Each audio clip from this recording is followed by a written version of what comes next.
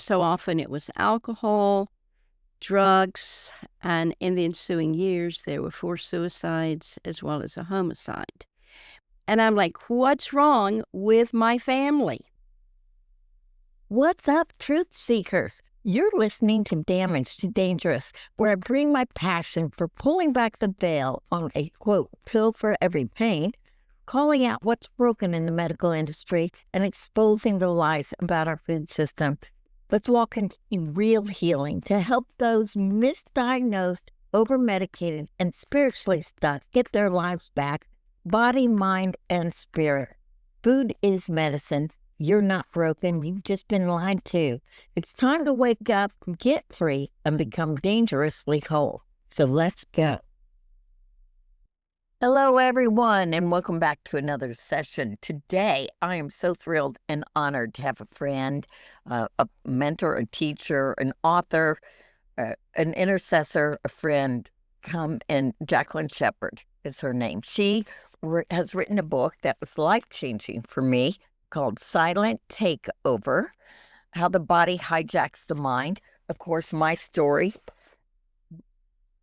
bipolar to beloved. There is no thing that Jesus can't handle, right? So a friend of mine actually went to one of Jacquelyn's events here in the Nashville area, and she brought this book over to my house afterwards. I don't know if you know this, Jackie.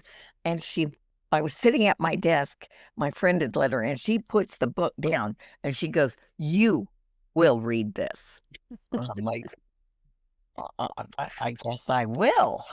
So, for people who may not know much about you or what you're doing, would you be willing to share with our audience, please? Absolutely. Absolutely, Lynn. I'd be honored. Not just glad to, but honored to. I started this pursuit on mental and emotional illnesses actually when I was in my late teens and college years because of the mental and emotional illnesses as well as the addiction I saw in my own family. I was the youngest of a number of cousins, and they were already in their 30s and 40s. And I was watching their lives unravel. We thought so often it was alcohol, drugs, and in the ensuing years, there were 4 suicides as well as a homicide. And I'm like, what's wrong with my family? Right.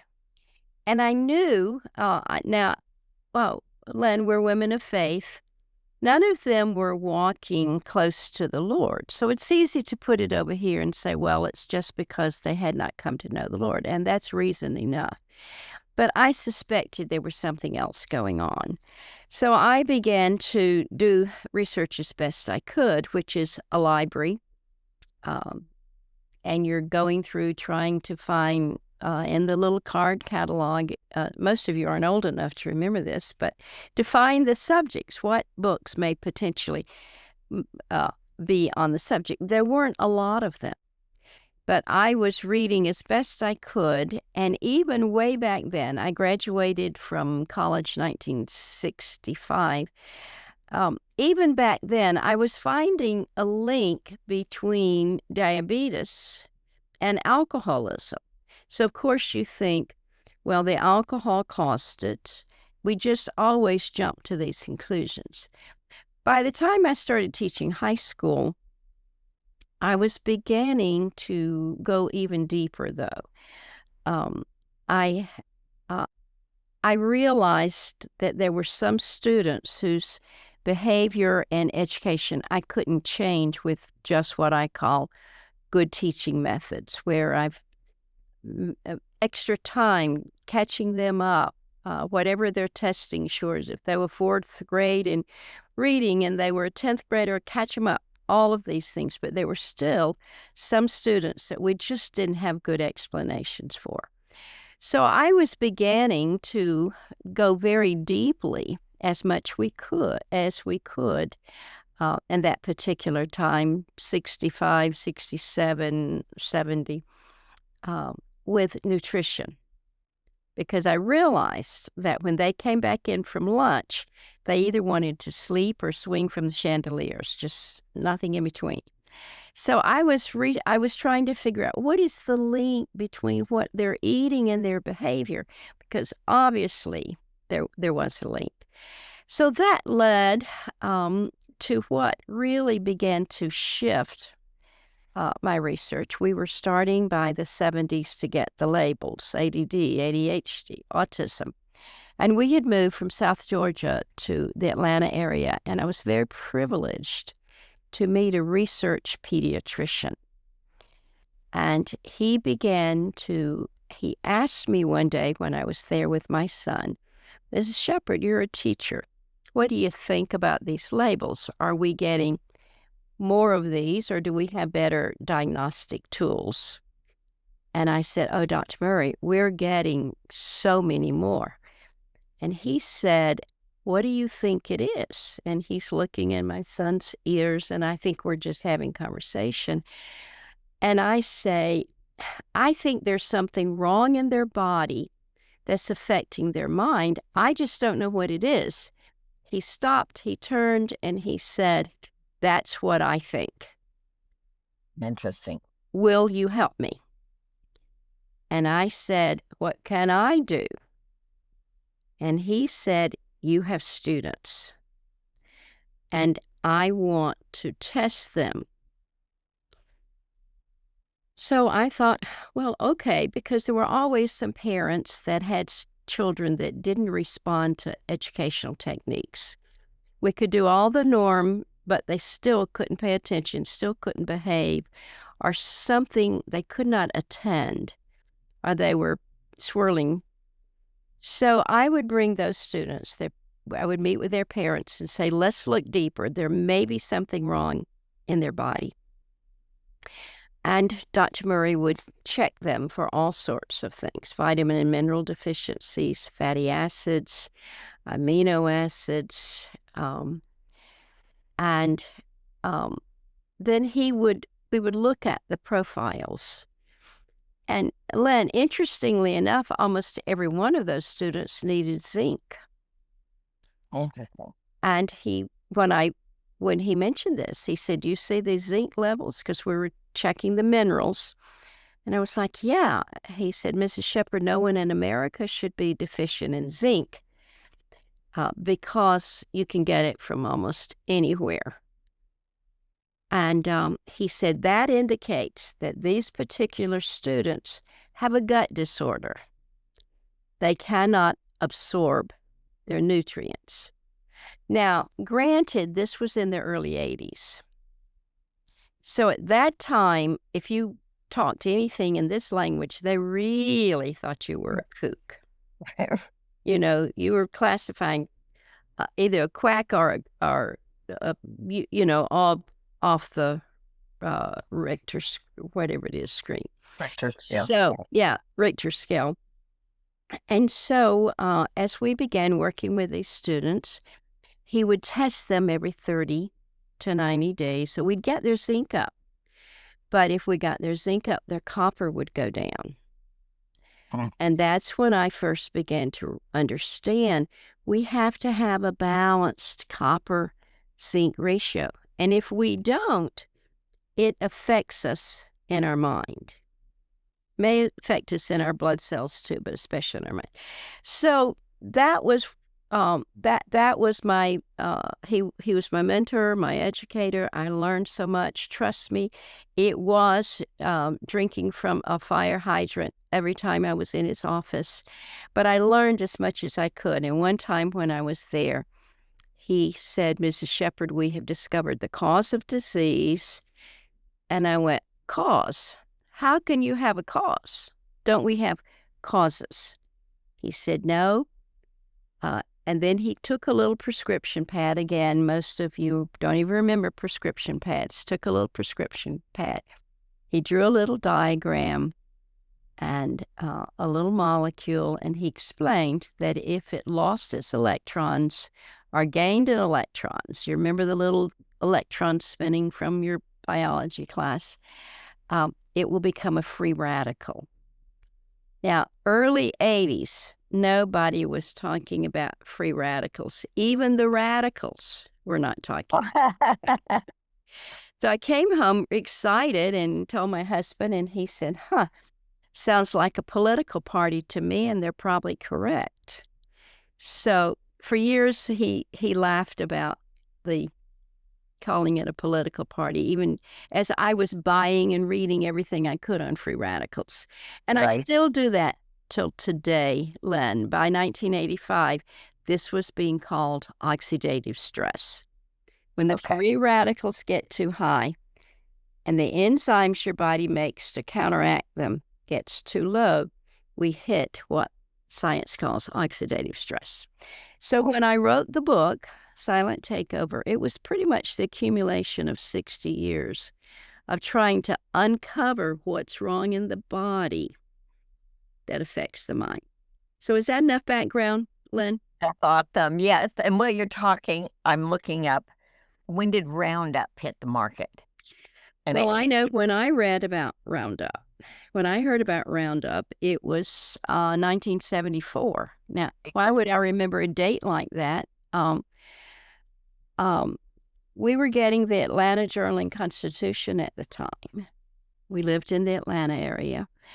And there was an article in there, just a small article, that a man had died from using Roundup. And what had happened was he had used it without a mask, arms weren't covered or anything, and they said it began to actually dissolve his lungs when they went in to try to figure out what was wrong. His lungs were just deteriorating and they couldn't save him. So at that point, I began to say obnoxiously to everyone I knew, you can't use Roundup. Get rid of the Roundup. I don't know whether my husband was more concerned about me, had he brought any Roundup on the property, or actually using it. Probably 20 years, and more than that, probably 30 years ago, I was telling people if they had lymphoma, prostate cancer, and so forth, it was probably the Roundup. The reason that they were able to get through approval, which it should never have been approved, they said, well, it only works on insects because the insects have a different gut from a human. But then it was later discovered that we actually have something that's called the shiitake pathway that does have to do with the nerves in our body and gut flora and so forth. And that's what the Roundup affects. Interesting. So I was also looking up what Roundup depletes your body of, and zinc, like you just mentioned earlier, magnesium, iron, manganese, calcium, cobalt, amino acids, tryptophan, tyrosine, and another one I can't pronounce, and then your vitamin Bs, which without vitamin Bs, you're mentally ill. That's right. I hadn't even found that article, Lynn, so you'll have to send it to me. If it disturbs, and I'm sure it does, because it's literally killing from the inside out. Right. So if it affects those particular vitamins, you're absolutely right. If your B vitamins are in a mess, you're going to be in a mental mess as well. Yes, and I was looking up the other day what vitamin deficiencies cause depression. And it brought up, and correct me if I'm wrong, the A's, the D's, D, B1, B3, B6, B9, B12. And then I asked the question, what SSRIs or antidepressants, what minerals and vitamins do they deplete your body of? Wow. And it's the exact same vitamins and minerals that cause the depression. That's right. My experience is I was on antidepressants for 18 years and I kept getting worse and worse. They give me a different one and, it'd give you a kick for maybe a month or something. It gives you hope and then the bottom falls out, which was ultimately why I ended up suicidal. I don't know why it took me 18 years. Maybe it's because I believed that I would always be this way, which was a lie. And I believed there was something wrong with me, which was a lie. It's not what always happens to you. I mean, what's wrong with you, but what happened to you, because trauma will also do pretty much what Roundup does. Is that true? Yes, and trauma especially affects the production of glutathione, which is your body's master antioxidant enzyme. It's the one that when you go to bed at night, its job is to clean up the house and to clean every cell and to begin to restore the homeostasis in each cell. And since the brain, I guess there's a lot of empty space up there, Lynn, because the brain accumulates so much, the heavy metals, the toxic chemicals. Microplastics. Yeah, microplastics. And so the glutathione can bond with those things. It can bond with lead, but you got to be making enough. And geneticists are saying that over half of Americans are genetically predisposed to making too little. So we have that going on. And then you add, for example, the antidepressant pills. Now, we had a lot of hope when they came out. Every state had large mental institutions. I knew the one in Georgia only too well because my father had been there for a while. And so we knew them. I mean, every state had them. And so with these large mental institutions, it actually was at a big governor's convention that the pharmaceutical companies came in and introduced it. Good news. You can just put the people on these pills and send them home. Think of all the money that's going to save. Well, we see them now on the streets. So it's been one of those catch-22s. Yeah, I talk about in Silent Takeover, where I think it was a study on, I write when I'm writing about schizophrenia in it, that one of the assistants in a mental illness home became concerned and began to give the patients vitamins, the very vitamins you're talking about, higher than normal doses, I think, but still a little bit always helps. And they began to see so much improvement in them that some of them were able to be sent home. Yeah, that was a vitamin deficiency. Yeah. Vitamin B3, correct? Niacin? It's with schizophrenia, it's usually all of the above. Well, the gut is in such poor condition that it cannot absorb. And so, therefore, the person is so nutritionally depleted of what they've got to have to run the brain. Right. So that's why I recommend testing. If someone comes to me, and a lot of times, Lynn, the people that come to me have been through the counselor revolving door. Right. They began to realize something's wrong, and the doctor or someone would say, you need to see a counselor. And they would start with a counselor. Then when they didn't get better, they thought they needed another counselor. And this can go on for years and years and years, thinking, I just don't have the right counselor yet. So if they come to me, and we're a whole being, as you so beautifully teach and talk about. We're body, soul, and spirit. Right. So, of course, we talk about the things of the spirit. Right. And like you, your wonderful book, Bipolar to Beloved, is such a powerful book on what the spirit does and what it can do, if it's allowed to do what it can do. But then I will say, let's start with metabolic testing. And sometimes they don't come back because they're like, I went to see her. She's supposed to be a counselor, and she wanted me to take all these blood tests. Yes, I want to do the blood and urine tests to find out what's wrong in the body. And in all of my 60-something years of counseling, I've always found the things wrong in the body. Right. And in your book, it said you could even look at the test results and know their label as far as a mental illness from their tests. That's right. That's right. For example, lithium. They've known since the early 19th century, not early 20th century, when they were testing people with what used to be called manic depression. that these people were deficient in lithium. Again, everybody should be able to get lithium from their food or from their water. Lithia Springs, Atlanta, their original water wells were full of lithium. And in the areas where lithium is plentiful in the water, there's some of the lowest suicide rates in the world. So they discovered these people are all deficient in lithium. But giving them the right of the amount proved to be very difficult, because one day you may eat a bunch of lithium or drink something with lithium, and you're taking your pill, you can get a little bit too much. So it was very hard to balance. So they were thrilled when they began coming out with these antidepressants. I had so much hope in them, Lynn. It was probably, I'd say, 5 years that I began to doubt the press. Right. I just wasn't seeing anybody cured. And until today, I've never seen anyone cured from taking those pills. Nope. And I've got 2 people I know close to me that were on lithium for years. And it stabilized the one that was manic.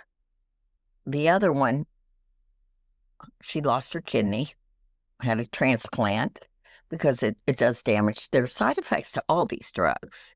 Yeah. Right. All of them. Yeah. And side effects to our food. Absolutely. That's not food or sprayed with Roundup or genetically modified. And anyway, there's a high price to pay when the answer is nutrition. And for people who don't know, we're not what we eat, we're what we absorb. And if you don't have the gut health, you're not going to absorb it. No, I didn't know that 90%, 95% of serotonin and dopamine is made in the gut. Right. And then the vagus nerve is connecting the gut to the brain. And I was told I had a chemical imbalance here, but it was my gut. Absolutely. Absolutely it was. Now, the interesting thing about that gut-brain connection, and for forever until probably 20 years ago, they were indicating that the brain controlled the gut. We know now it's different. The gut controls the brain. But that's the same tissue in the womb. That tissue becomes the brain and the gut. So in addition to the vagus nerve, we haven't even discovered all the ways, but since it's the same tissue, that it communicates. Also glutamate. So many people are irregular with their glutamate, and they don't even know that when they eat something with MSG in it, for example, it's going to block those glutamate receptors, throwing off the body's natural production of how the body should be making glutamate, which then, because your GABA, almost everybody's heard of GABA now, how the GABA affects the glutamate. I often say glutamate will make you think you can take your motorcycle and jump from one cliff to the other. Your GABA says, don't be stupid. And I'm laughing at myself. I'm thinking of examples which are in the book, Yeah. Really no glutamate here. But so often with ADHD, when we do the testing, their glutamate is crazy up here, and their GABA's way down here. So we can't correct the calmness part till we correct the excitability part. And we also see this irregular glutamate GABA with dopamine irregularity. So we also will see imbalanced glutamate with Parkinson's, for example, which almost everyone knows that dopamine the malfunction of dopamine is the driving force behind Parkinson's. So, and this is all made in the gut, correct? It's all made in the gut. So what destroys the gut besides Roundup? Well, what I like to do, and nobody really likes to do it, there's some great research labs out there that can test the gut. Now, Dr. Murray was testing the gut way back in the 80s. With stool sample? Stool samples. Everybody hates to do the stool samples, but they are actually the best indicator because they're also going to find out if you have parasites. And because most everyone, when they're tested, they're going to have some sort of parasite. Right. And so when you have the stool test, you're going to find that out. Then you're going to find out whether you've got bad viruses in it, bad fungi. If you've got enough of the good soldiers, as I call them. Have you got too many of the bad soldiers? One, for example, that people know a little bit about is H. pylori. H. pylori is the cause of ulcers. Always, for most of my first 20 years of this, we thought that ulcers were caused from stress.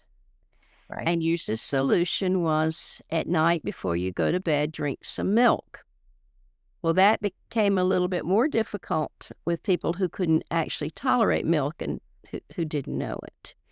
And we can talk about that more in a little while. But so what happens then was as this gut is becoming more and more abnormal, and let's say the H. pylori soldiers are getting too plentiful, it will actually eat whole.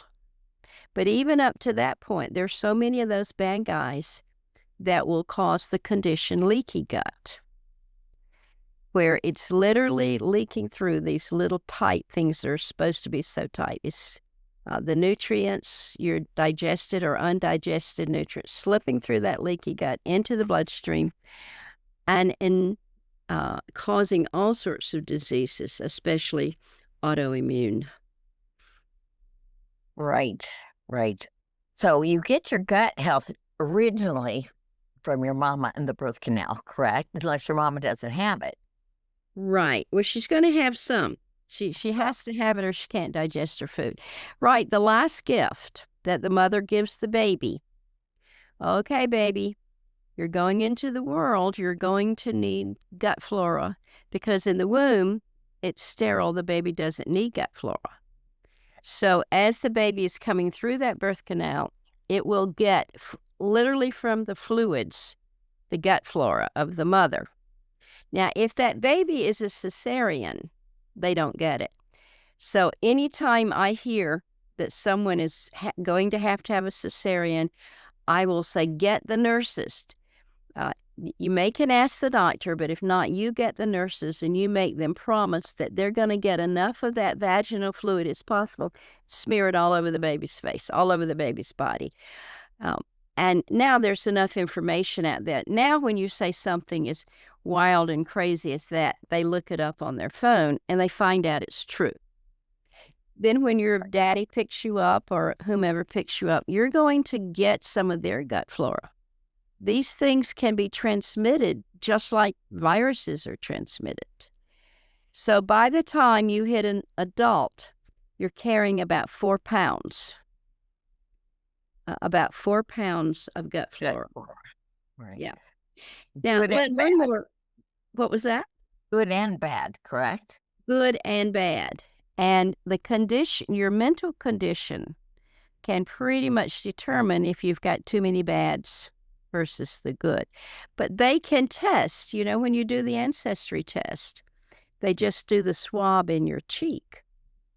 So how in the world can they do the swab in your cheek and find out your ancestors for as far back as you go? It's because it's the same tissue. It's the same tissue right inside there as it is in your gut. And they can tell you where you came from tribally, all the way back. And they can also tell you what gut microbiome you have. And it's going to be consistent with your ancestors. Right. We don't necessarily get rid of that. And then it comes through the mother, through the mother, through the mother, added with the father. It's hard for me to believe we've gone this many years in medical history, and these things are just being, I don't want to say discovered, I want to say acknowledged. Acknowledged, right. Because This isn't new to a lot of people. Who said, let food be your medicine? I Aristotle think it or was I think it Socrates? was Hippocrates. Socrates, yes. So, Yep. and he's right. As much as possible, I encourage people to eat in season. Now, we had some dear friends visiting us this week, and I guessed his ancestry Me too. when we were talking about foods he could eat and foods he could rarely eat, and the gut problems he was having. I said, were your ancestors from Scotland or England? And he said, Scotland. And I said, well, they're very, very brave people, but they had a very narrow diet.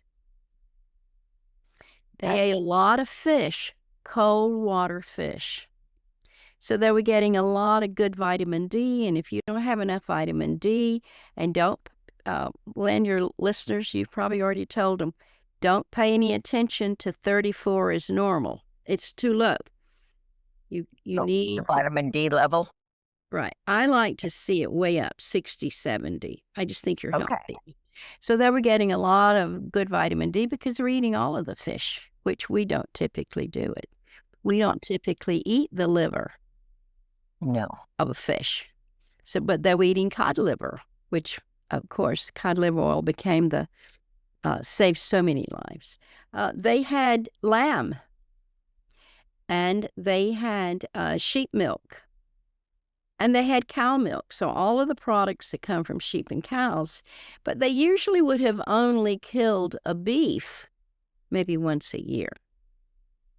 Did they have goat? Oh, yeah, I'm sure. Yeah, they have goat in Scotland.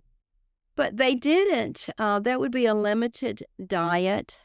And I began asking him, what about when you eat so-and-so? What about if you eat so-and-so? He said, oh, I love that. I have no problems with it.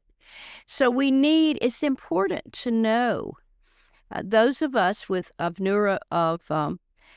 North European origins, north of the equator, we can usually do milk products pretty well.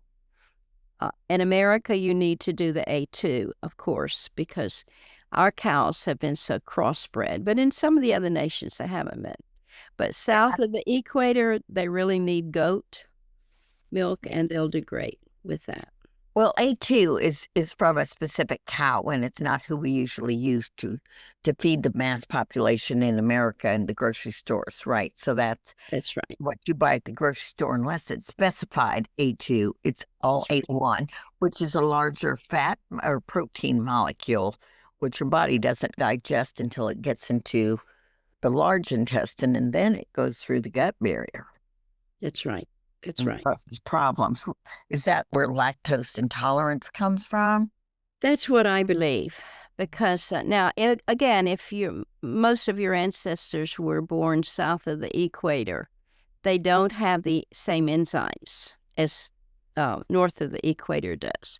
So in that case, I will sometimes say, well, you perhaps need to get a digestive enzyme with some lactase in it. Or switch to goat milk, and switch to, they're not going to have any problems with sheep cheese or goat cheese.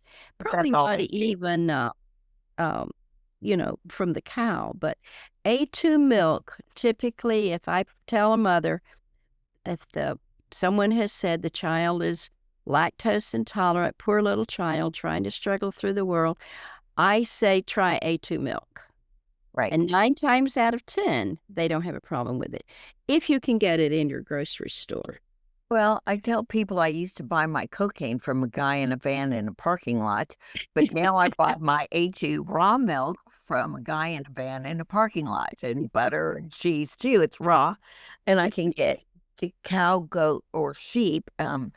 Sheep is the sweetest, so I kind of I like it, but you can't make this stuff up. No, and the goat lumen is the closest to human. So when a mother can't breastfeed her child, I'm like, do not put them on formula, especially no soy formula, because you can create a gender-confused child with soy. Really? Soy formulas, and we can come back to that if you want to. But find somebody with a goat Yeah. Get some Yeah. raw goat, keep them on raw goat milk. Well, Yeah. there are farmers markets or there are international um, organic whole milk, like Azure, Azure. I'm not affiliated with them in any way, except for I buy from them. And they drop ship across America. Yeah. Yeah. We've come so far. We've come so far in that almost everyone I talk to now will know a little bit about the gut. They will know that if your gut's messed up, your brain probably is too, or your mind probably is too. What I have found, though, is we can remain ignorant if we just put everything in one box or the other box. And that's why I think it's important to try to figure out what's wrong.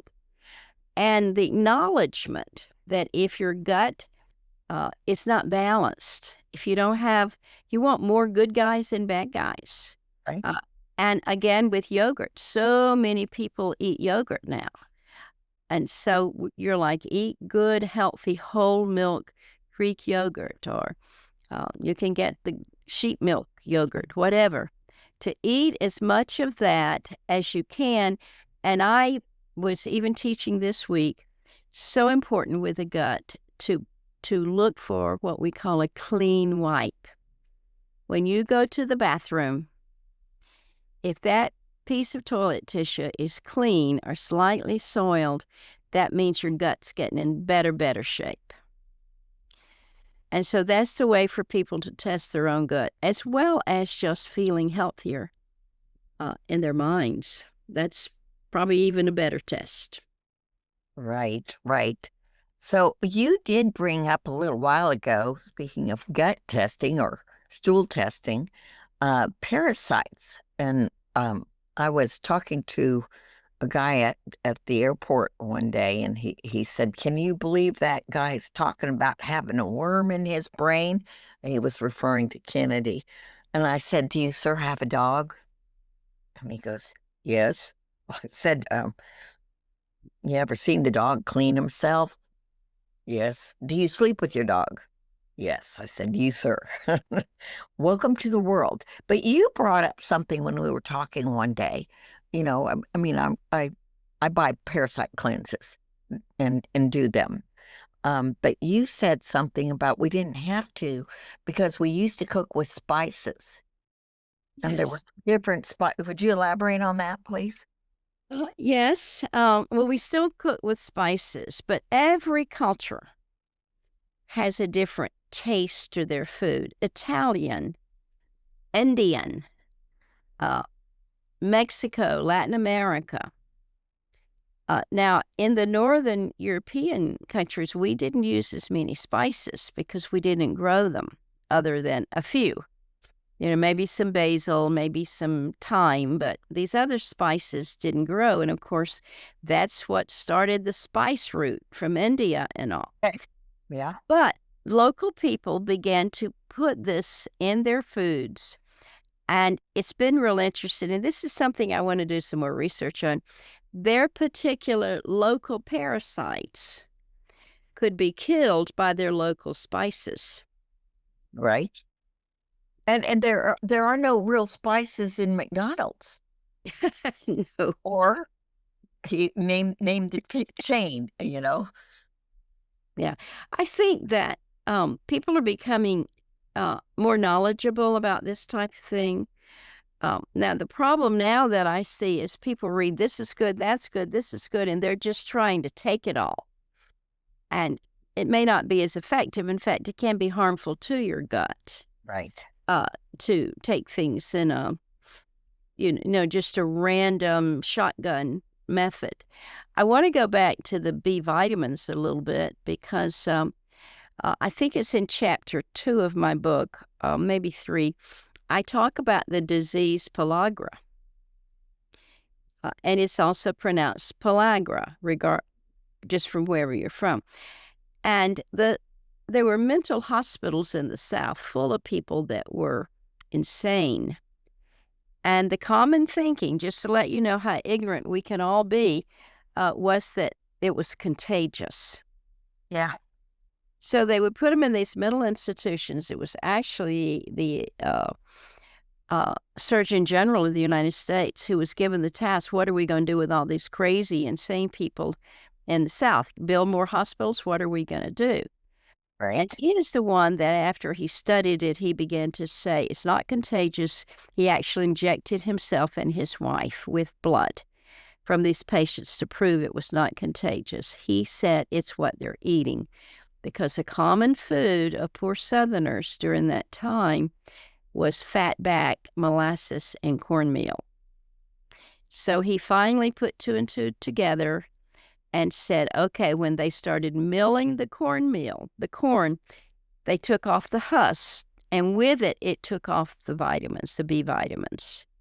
He is the one that began to insist that mills start enriching the flour. So you will buy enriched cornmeal, you'll buy enriched flour. But when they began putting these people on B6, I believe it was B6, increasing the B vitamins, they got well and went home.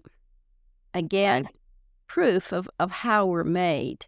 Now, the other thing, though, that as they enriched corn and flour, when they milled it, they typically added folic acid because it was cheaper. That's the synthetic folate. Okay. It's not the same thing, right? No. So folate is God's, folic acid is man's. Is That's that right. fair? Okay. Now, with a lot of people, they can use folic acid. The way back in the probably the 90s, there was a big push to get pregnant women to take folic acid. And some of them, their doctors were wise enough to put them on folate. But now we know if you have a genetic variant called MTHFR, you can't handle the folic acid at all. It's detrimental to you. You got to have the real folate. And there's a huge, like 47% of the population that has that genetic Mutation. Yeah. mutation. Thank you. Yeah, I've That's sent on right. a test. I don't know yet. I'm waiting. And so when you get it back and you're researching, you'll see that it's also linked to depression. Interesting. Yeah. But I think it's when you talk about which came first, the chicken or the egg, I think it's because the body wasn't getting enough folate. And with addiction, the B vitamins, if you're not getting enough of the B vitamins, especially I think it's B6, Alcoholic Anonymous, the founder, still struggled with cravings until a doctor recommended he take B6. Well, that was a long, long time ago.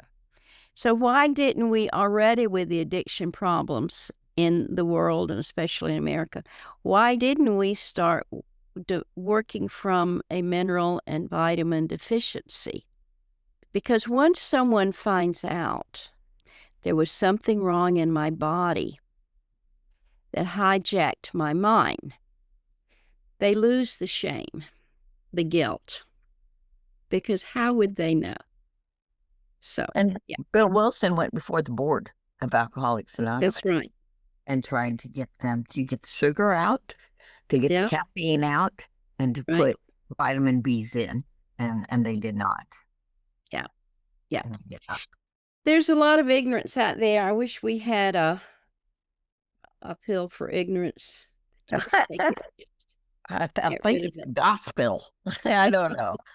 So anyway, well, my goodness, I could go on and talk to you about this forever. So I'd love to do a part 2, 3, 4, 5 with you sometime if you'd be willing. So I'll be happy to. I have to usually warn people that I will tell them more than they wanted to know. Well, I hear you. I talk about how dangerous sugar is a lot and how it destroys your body and your mind and feeds cancer. And it's easy to make friends. It's harder to keep them when you start talking about the drug of choice. That's right. Absolutely. So absolutely. But Lynn, I thank you for allowing me to be on, and whatever, if your listeners want me to come back, just let me know. Well, absolutely. Well, I'm honored that you got on. You're just a deep well of information that needs to get out. And I appreciate all the work you've done. Thank you so much. Well, so thank you for tuning into this. And we do want to see more of Jackie and hear more of her wisdom. Her book is Silent Takeover. Is there another way that people can reach you online or something? Well, I need a pill for tech as well. I hear you. Yeah, they can, I think it's in the back of the book. They can reach me through Silent Takeover. I think maybe it's a Gmail account. I'll have to look it up. Okay. Well, they can, of course, reach me through you, Lynn. all right. And they may be interested to know that I'm working on a book on overcoming ADD, ADHD, and ASD, as the autism spectrum is being called. So I'd be very interested if any of them are interested in that book. Oh, absolutely. I mean, it's an epidemic of unbelievable, and is it fair to say it can be nearly eradicated or eradicated? It's a man-made disease. They're all man-made diseases, including most dementias are man-made. Right. So what do I see? I typically can see I can see ADD and ADHD overcome fairly quickly. Well, good. Autism takes longer, and a lot depends on if there was a brain injury involved with the autism.